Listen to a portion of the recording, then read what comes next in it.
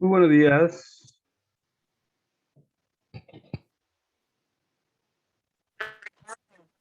Muy buenos días a todos. Buenos días. Hola, profe. Hola, muy buenos días.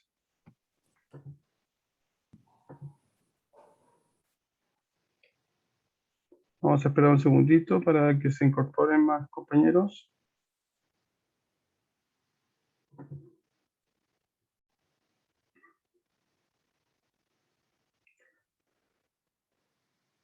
Muy bien. Mientras tanto, voy a solicitarles, por favor, de que ingresen al chat, pongan su nombre, su apellido presente, para luego traspasar la lista.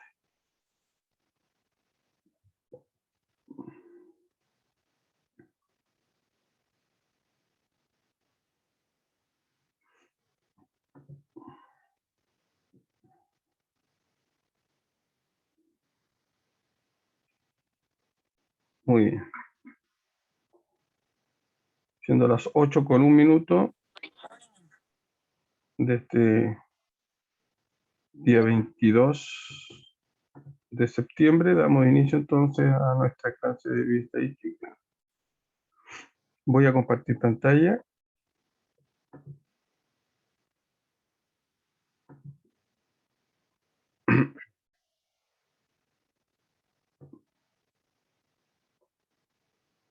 Muy bien.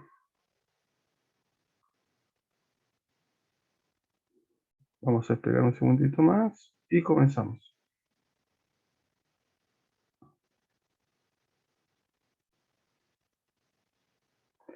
Muy bien. Nosotros lo último que estuvimos viendo fueron algunas técnicas de muestreo. Algunas técnicas de muestreo. Recuerden que lo que nosotros queremos hacer es, dado que yo tengo una población, de estudio, nosotros ya tenemos un problema de estudio, de investigación, en donde definimos nuestra población de estudio. A partir de esa población de estudio obtenemos una muestra de tamaño n, ¿ya?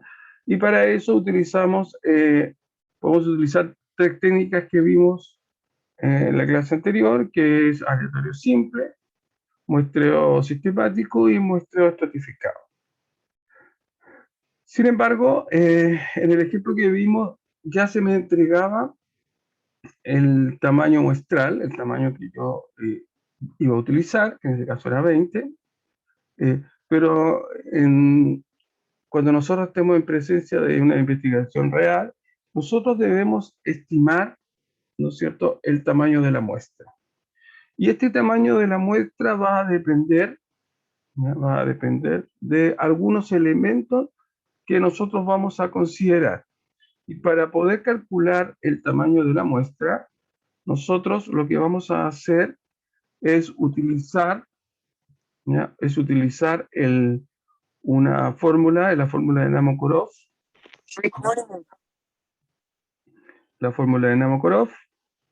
y que va a estar definida de estas dos maneras, dependiendo si mi muestra es finita o si mi muestra es infinita. Cuando yo hablo de muestras infinitas, me refiero específicamente al hecho de que si conozco o no conozco el tamaño de mi población. Si conozco el tamaño de mi población, voy a estar acá en presencia de una muestra finita, ¿ya? Y utilizaré esta fórmula, que es la fórmula de Namokorov, cuando conozco el tamaño poblacional. Y si desconozco el tamaño poblacional, voy a utilizar esta fórmula que está acá, para poblaciones infinitas. Y ahí veamos algunos elementos que componen esta fórmula de cálculo de tamaño muestral. Vamos a admitir a alguien más. Primero tenemos aquí en el numerador, tenemos el n grande. Ese n grande va a hacer referencia al tamaño de mi población, ¿ya? Además, tenemos estos valores P y Q, esos son probabilidades, probabilidad de éxito o probabilidad del fracaso. Por ejemplo, si yo quiero estudiar la prevalencia del tabaquismo en jóvenes menores de 15 años, ¿ya? Yo quiero estudiar, como digo, la prevalencia de jóvenes, del tabaquismo en jóvenes de 15 años, menores de 15 años. Entonces, eh, si existe algún tipo de información ya previa, histórica, sobre ese valor, entonces voy a tener ahí asociado mi probabilidad P. Por ejemplo, si yo sé de que el 15% de los jóvenes menores de 15 años eh, consumen tabaco, entonces ese P va a ser 0,15, ¿ya? Y ese Q va a ser su complemento. Fíjense que el Q es la probabilidad de fracaso y Q se define como 1 menos P. Por lo tanto, si P es 0,15, Q va a ser 0,85. ¿Ya? Esos son los valores.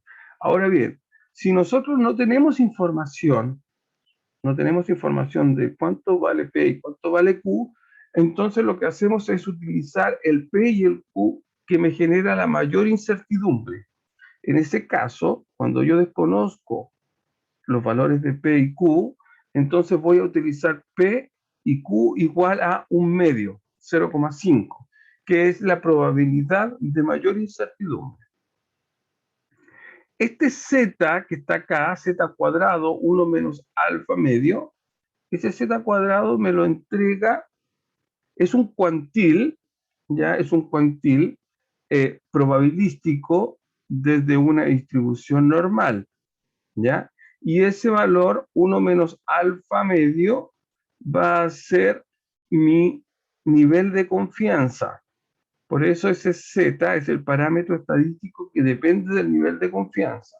El nivel de confianza lo entrega el investigador al momento de determinar la muestra. Recuerden que cuando yo estoy trabajando con una muestra, estoy trabajando con un subconjunto de mi población. Por lo tanto, tengo que asociarle a, a esa muestra un nivel de confianza. El nivel de confianza varía normalmente entre 90 y 99%. Esos son más o menos los niveles de confianza que tradicionalmente se utilizan, siendo el más utilizado un nivel de confianza del 95%. Entonces, una vez que yo defino mi nivel de confianza, determino mi valor del alfa y una vez que tengo determinado mi valor del alfa, entonces puedo determinar mi z. Y ese z va a estar elevado a 2. Otro elemento que aparece aquí en la fórmula es este E. Y ese E es el error de estimación máximo aceptado. Nosotros sabemos que al momento de trabajar con una muestra, estamos perdiendo información. ¿Ya? Eso lo sabemos. Pero nosotros podemos asegurar un error máximo. ¿Ya? Un error máximo. Por ejemplo, la última encuesta CEP, ¿ya? En su análisis técnico, estableció que su error máximo era de un 2,8%. ¿Ya? Entonces, uno como investigador eh, entrega el error máximo aceptado. ¿Ya? El error máximo aceptado va desde normalmente entre un 10 y un 1%, ¿ya? Siendo el 5% también el error más común. Y esos son los elementos que componen la fórmula de Namokorov para el caso de que nuestras muestras, perdón, para el caso de que yo conozco mi población, el tamaño de la población. Si lo desconozco, es muy parecido, simplemente que obviamente como desconozco el tamaño de la población, entonces simplemente utilizo esta fórmula y no incorporo el n, ¿ya? No incorporo el n grande, que es el tamaño de la población. Veamos un ejemplo. ¿Cómo vamos a calcular esto? Dice, supongo que se quiere realizar un estudio sobre los tiempos de descanso que utilizan los trabajadores de una gran empresa manufacturera, la cual cuenta con 2.500, determine, con 2.500 trabajadores, determine el tamaño muestral a un nivel de significancia, perdón, a un nivel de confianza del 95% y un error de estimación del 5%. ¿Ya? Entonces, aquí claramente tenemos que darnos cuenta que estamos en presencia de un problema en donde yo conozco el tamaño de la población, ¿ya? Yo la conozco. Por lo tanto, voy a utilizar esta fórmula, ¿ya? Voy a utilizar esa fórmula.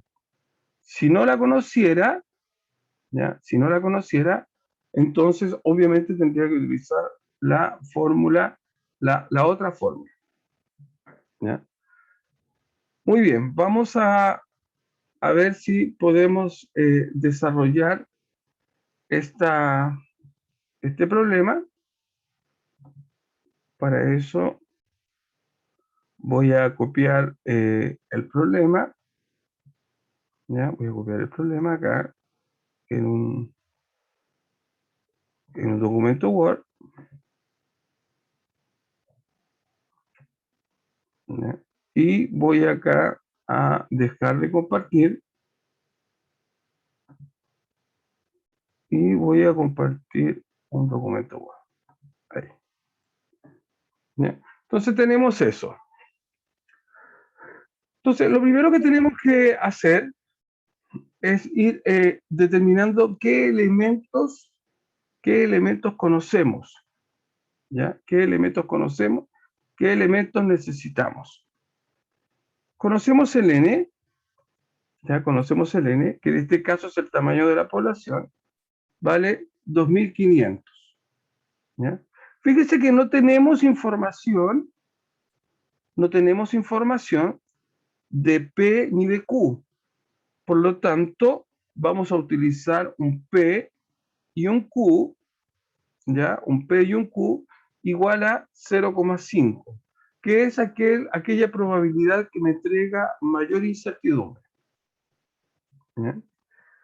El error de estimación, el E, es de un 5%. Por lo tanto, siempre debemos trabajar en términos probabilísticos. Como es un 5%, es simplemente 5 dividido por 100, ¿ya? 5 dividido por 100. Por lo tanto, nuestro error máximo de estimación es 5 dividido por 100 y eso es 0,05. ¿Qué más conocemos? Conocemos el nivel de confianza.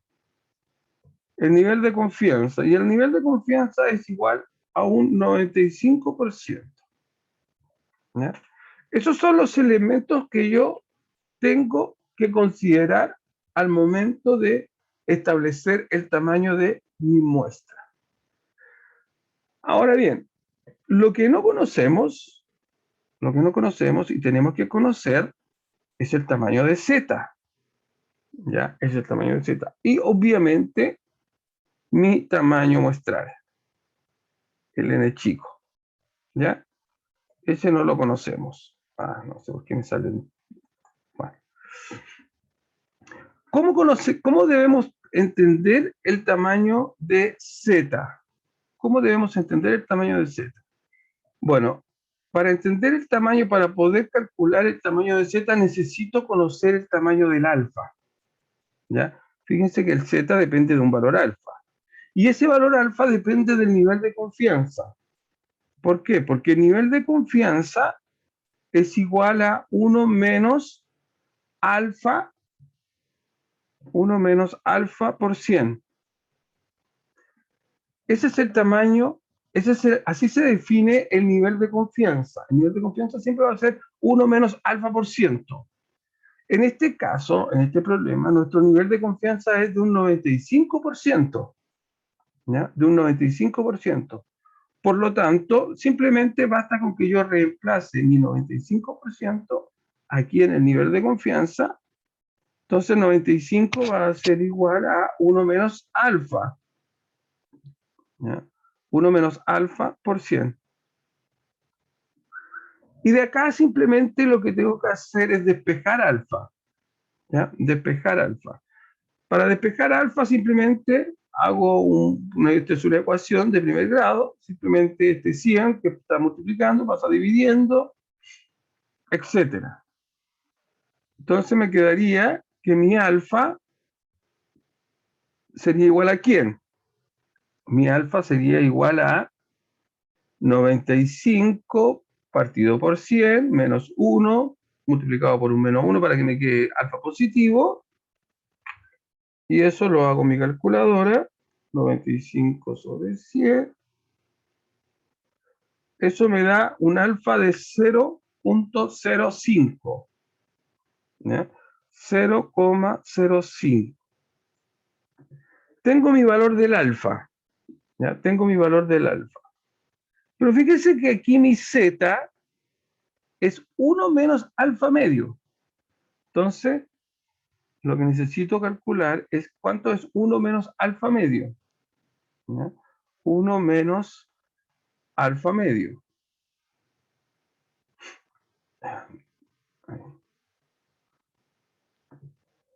Vamos a ver cuánto es 1 menos alfa medio. 1 menos alfa medio. Eso es 1 menos el alfa, lo acabamos de ver. Oh, dejé de compartir, parece, ¿no? Se me escapó. Vuelvo a compartir. Ahí sí. El alfa dijimos que valía 0.05 partido por 2. Y eso simplemente lo calculamos. ¿Ya? Eso simplemente lo calculamos. Sería 1 menos 0.05 dividido por 2. Y eso me da 0,975. Ese es 1 menos alfa medio. Por lo tanto, ahora simplemente lo que necesitamos calcular es el z, ya, es el z, voy a poner acá, ahí.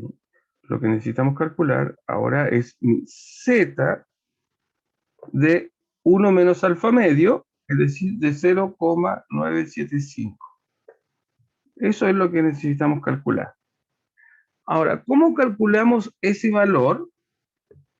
Para poder determinar cuánto vale mi z de 0.975, lo que debemos hacer es buscarlo en la tabla de distribución normal. En mi tabla de distribución normal. Voy a dejar de compartir. Voy a compartir nuevamente acá mi PPT. Y si ustedes se pueden dar cuenta, acá tengo un ejemplo de tabla de distribución normal. Entonces necesito buscar el 0,975 en el interior de mi tabla. Si no lo encuentro, debo encontrar aquel número que más se aproxime. ¿Ya? Aquel número que más se aproxime. Entonces buscamos el 9.975. Como este es el más clásico, por aquí debe estar. Ahí está, fíjense. 0.975. Esa es mi z. Perdón, esa es mi probabilidad. Entonces mi z se busca en la fila. Fíjense que acá tengo numeritos, estos son mis zetas, acá y acá. Entonces, como acá tengo mi 0.975, mi fila es 1.9, y mi columna es 0.06. Y simplemente lo que yo hago es sumar 1.9 más 0.06. Si sumo eso, eso me da 1.96. Por lo tanto, dejo de compartir y vuelvo a compartir mi Word. Por lo tanto, mi z de Z de 0.975 es 1.96. Listo. Y ahí ya tengo todos los elementos que componen mi fórmula de Kolmogorov. ¿Ya? Entonces, simplemente ahora lo que hacemos, ¿no es cierto?, es poder determinar cuánto vale esa fórmula. Entonces vamos reemplazando los valores que ya tenemos. El n es 2500. El z de 1 menos alfa medio es 0,9, perdón, es 1,96, pero ese va al cuadrado. ¿Ya? Ese va al cuadrado. Por lo tanto, eso sería 1,96, pero lo debemos elevar a 2. ¿Ya? Lo debemos elevar a 2.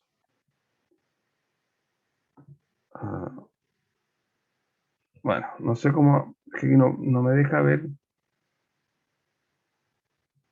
Entonces lo voy a hacer directamente en mi calculadora. Acá tengo mi calculadora y voy a escribir el 1.96 al cuadrado, y eso me da, el 1.96 al cuadrado, me da 3.8416. Ahí. Muy bien. Ese es el Z, 1 menos alfa medio al cuadrado. El P vale 0,5, el Q vale 0,5. El error, fíjense que el error es 0.05, pero aquí el error está al cuadrado. Entonces, simplemente el 0.5 lo elevamos a 2, y eso me da, mi error al cuadrado, me da 0,025. El n es 2500,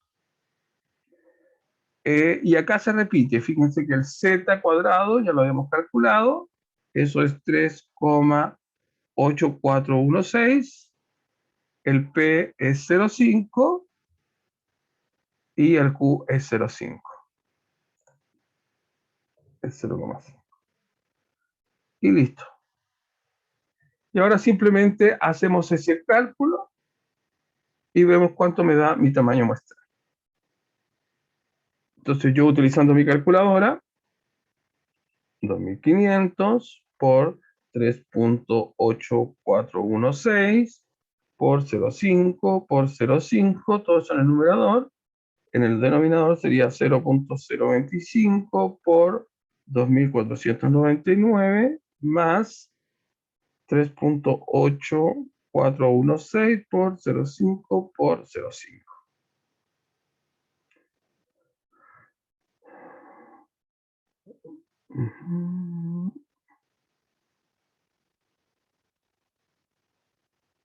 Ya. Y eso me da un valor de 37,849.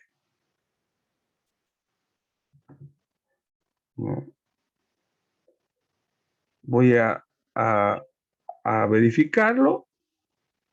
2500 por 3.8416 por 0.5 al cuadrado dividido por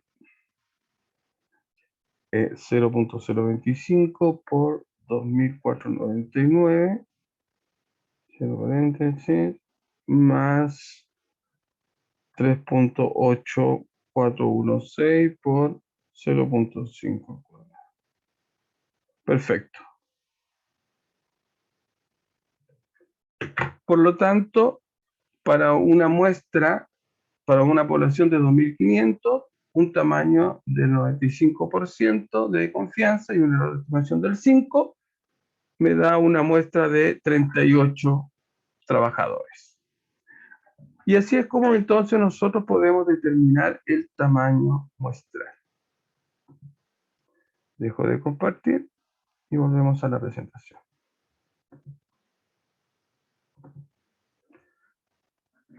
Una vez que ya definí mi tamaño muestral y una vez que ya definí mi muestra, ¿ya? Porque una vez que yo tengo definido el tamaño de mi muestra, eh, tengo que hacer el levantamiento de mi muestra, ¿ya? Hacer el levantamiento de mi muestra a través de las técnicas de muestreo que ya vimos, porque eran las tres.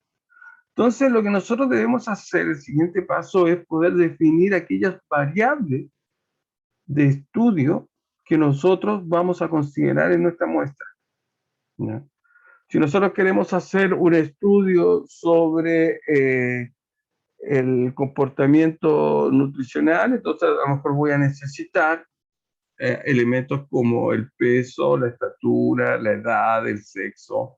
Todas esas son variables de estudio para las cuales yo voy a trabajar. Entonces, el paso siguiente es poder definir las variables. Y las variables viven en dos grandes mundos. Las variables estadísticas viven en dos grandes mundos. El mundo de las variables cualitativas y el mundo de las variables cuantitativas. En el primer caso, las variables cualitativas son aquellas variables no numéricas que generan una cierta cualidad, ¿no es cierto?, de algún elemento que nosotros estamos midiendo. Por ejemplo, el género, por ejemplo, el estatus socioeconómico, por ejemplo, el color de piel, etc. Y además tenemos las variables cuantitativas, que son variables de carácter numéricos, ¿ya? Y dentro de estas variables de carácter numérico tenemos una subdivisión, que son las variables discretas y las variables continuas. Y esta diferencia se hace en función del dominio de cada una de esas variables, del dominio numérico de cada una de esas variables. Para el caso de las variables discretas, estas van a ser solo aquellas variables que admiten un número entero, número de hermanos, número de pacientes, número de personas en una fila de un banco, etc. Son variables que toman valores discretos, números enteros. En ningún caso, no pueden tomar números ni racionales, ni fracciones, ni decimales, etc. Por el otro lado, tenemos las continuas. En este caso, las variables continuas son aquellas cuyo dominio son el conjunto de los números reales, es decir, que pueden tomar cualquier tipo de número real. Puede ser entero, puede ser natural, puede ser racional, puede ser fraccionario, puede ser decimal, puede ser irracional. ¿Ya? Cualquier tipo. Una vez definida la variable de estudio, nosotros debemos definir su escala de medición, que no es lo mismo que la unidad de medición. La unidad de medición es, por ejemplo, si yo estoy estudiando altura, la unidad de medición puede ser metros o centímetros. La escala de medición me da una estructura de escala de las variables. Y dependiendo si estoy en presencia de una variable cualitativa o una variable cuantitativa, es el tipo de escala con la cual yo voy a trabajar. Para el primer caso, cuando estoy en presencia de una variable cualitativa, entonces tenemos dos escalas de medición: la escala de medición nominal y la escala ordinal. La diferencia de ella es que en el caso de la variable ordinal cualitativa, este es para el caso de las variables cualitativas, la escala ordinal son aquellas variables que tienen implícito un orden jerárquico, una relación de orden dentro de ellas, ¿ya? Por ejemplo, si yo quiero estudiar el estatus nutricional, yo puedo decir que mi paciente está en estado obeso, normal o bajo peso, sobrepeso. Entonces, fíjense que ahí hay una jerarquía del tiempo de un orden, más que de qué es más importante o qué es menos importante, simplemente que hay un orden, ¿ya? En ese caso, estaríamos en presencia de una escala ordinal. Sin embargo, hay otras variables, como por ejemplo el género, ¿ya?, en que uno no puede generar una jerarquía, ¿ya? O color de pelo, no puede generar, color de los ojos, no puede generar una jerarquía, ¿no? Hay ojos color verde, ojos color café, ojos color miel, etcétera, etcétera. No hay una jerarquía de que esto vaya primero que lo otro. En ese caso estamos en presencia de una variable nominal. Ahora, para el caso de las variables cuantitativas, también tenemos dos escalas, una escala intervalar y una escala de razón. La diferencia entre una y la otra simplemente está dada por el número 0. Cuando el número 0 indica ausencia de un cierto atributo, ¿ya? Es decir, es un 0 absoluto, estamos en presencia de una escala de razón.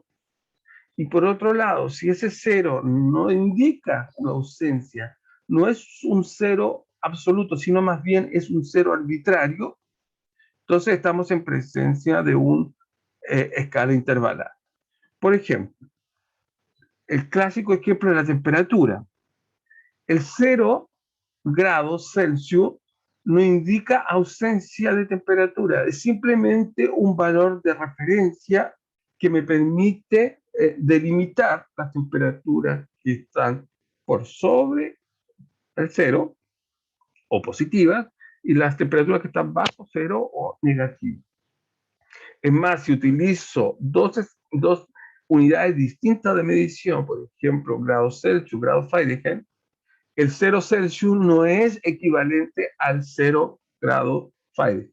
¿Por qué? Porque son ceros arbitrarios. En ese caso, estamos en presencia de una escala intervalar.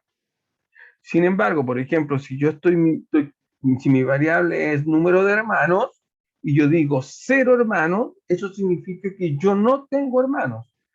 Es decir, hay una ausencia de este atributo, que es tener hermanos, ¿ya? En ese caso, el 0 es un 0 absoluto y indica ausencia de mi atributo. En ese caso, estamos entonces en una escala de razón, ¿ya? Entonces, recuerden, tengo mi variable cualitativa, cuya escala de medición puede ser ordinal, nominal. Tengo mis variables cuantitativas, que pueden ser discreta o continua, y cuyas escalas de mediciones son intervalar y de razón. Si es un 0 absoluto, es de razón, y si es un 0 arbitrario, es intervalar. Muy bien. Entonces, ya que tengo definidas mis variables de estudio, lo que yo hago, el proceso siguiente es hacer el levantamiento de los datos, lo que se conoce como el trabajo de campo, ¿ya? Y hago mi trabajo de campo, hago mi encuesta, qué sé yo, levanto las informaciones que yo necesito, mis variables, levanto mis variables, y voy a estar ahora ya en presencia de una matriz de datos en donde voy a tener tantas columnas en mi matriz, tantas columnas como variables he definido, ¿ya? Peso, estatura, edad, sexo, año de nacimiento, luz, dirección, todas esas van a ser variables, van a ser tantas columnas y tantas filas como tamaño de la muestra tenga. Si tengo un tamaño de muestra 100, entonces voy a tener 100 filas y cada fila va a contar con n o con k, perdón, variables. Entonces, lo que uno hace es, como estamos en un curso de estadística descriptiva univariada, voy tomando variable por variable y esas variables las voy a resumir o las voy a agrupar, mejor dicho, en tablas de frecuencia, ¿ya? Este es el siguiente paso, confeccionar tablas de frecuencias para nuestras variables de estudio, ¿ya? Y como dice el nombre, son tablas cuyos elementos que la componen son frecuencias, ¿ya? Y existen a lo menos cuatro tipos de frecuencias distintas, ¿ya? Cuatro tipos de frecuencias distintas. Entonces yo voy a tener una variable X, ¿ya? Una variable X, cuyo tamaño muestral es N. Entonces esa la voy a dividir en clases, ¿ya? La voy a dividir en K clases, K distintas clases. Clase 1, clase 2, clase 3, clase iésima, ¿ya? Clase iésima. Entonces, a partir de esas clases, voy a encontrar las distribuciones, perdón, las frecuencias, ¿ya? Entonces, la primera frecuencia es la frecuencia absoluta, la que le llamamos n sub i, minúscula, ¿ya? Y esta frecuencia absoluta simplemente es la cantidad de elementos de mi variable que pertenecen a la clase y, ¿ya? Si yo sumo todas mis frecuencias absolutas, voy a obtener mi tamaño muestral, mi n completo, ¿ya? Ahora bien, esta frecuencia absoluta muchas veces no me entrega una información real. O sea, no, si me entrega información real, pero esa información no es del máximo relevante. Por ejemplo, si a mí me dice 10 estudiantes están obesos, perfecto, me entregan ese dato, es un valor absoluto. 10 estudiantes están obesos. ¿Es mucho? ¿Es poco? No sé. ¿Por qué? Porque va a depender de que si esos 10 el contexto. Si es un curso, por ejemplo, estoy trabajando con estudiantes, si es un curso de 15 estudiantes y 10 están obesos, bueno, es un valor importante. Pero si es un curso de 200 y 10 están obesos, a lo mejor ya no es tan importante. Entonces la frecuencia absoluta solamente me entrega un valor absoluto, pero no me permite compararlo en términos de su contexto. Entonces ahí aparece la nueva frecuencia, que es la frecuencia relativa, que es una razón entre la frecuencia absoluta y el total, ¿ya? Y el total. Por eso la frecuencia absoluta, la frecuencia relativa, la cual le llamamos F, minúscula, es un cociente entre la frecuencia absoluta y el total de datos. Entonces yo ahí puedo decir, por ejemplo, obesos 10 de 100. Ah, perfecto, o sea, un 10%. Una tercera frecuencia son las frecuencias acumuladas. Entonces nosotros podemos acumular frecuencias absolutas como también frecuencias relativas. En este caso, las frecuencias absolutas acumuladas, hoy se me va a acabar el tiempo. Chicos, nos vamos a quedar hasta acá y nos encontramos 10 para las 9 en el mismo link, por favor. 10 para las 9 para seguir con la clase, la segunda parte. Voy a dejar de compartir. Y por favor, si usted no ha ingresado al chat, ingresa al chat, ¿ya? Y ponga su nombre, su apellido. Y nos vemos 10 para las 9. Es decir, un recreo de 10 minutos. ¿Ok? Ya, profe. Ya, nos vemos entonces en 10 minutos más.